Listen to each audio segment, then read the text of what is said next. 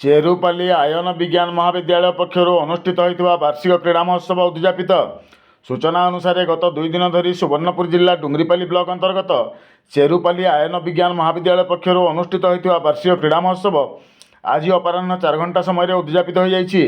स्थानीय कॉलेज पड़िया अनुष्ठित कार्यक्रम में अवसरप्राप्त कमांडो विश्वराज प्रधानी मुख्य अतिथि भाव योगदान करथिबा बेले सम्मानित अतिथि भाव स्थानीय समाज प्रतिनिधि रत्नाकर सेठ, सांबादिक शिशुपाल खमारी एवं परिचालना कमिटी अध्यक्ष दुर्वासा बेहेरा जोग देई खेल छात्र जीवन एक अविच्छेद्य अंग बोली छात्र छात्री मानू उद्बोधन देते। कॉलेजर अध्यक्ष लवकुमार महानंद कार्यक्रम अध्यक्षता करते। 100 मीटर, 200 मीटर, 400 मीटर, 800 मीटर दौड़, लंब एवं उच्चडिया और विभिन्न थ्रो प्रतियोगिता अनुष्ठित होता।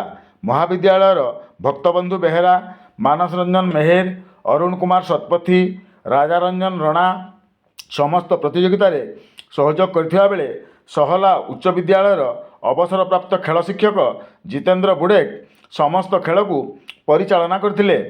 प्रतियोगिता कृतित्व हासिल करथिबा छात्र छात्री मानू पुरस्कार वितरण करा जायथिबा बेले अनुष्ठित उद्यापनी उत्सव में अध्यापक महावीर महानंद धन्यवाद अर्पण करी कार्यक्रम को सांग करथिले।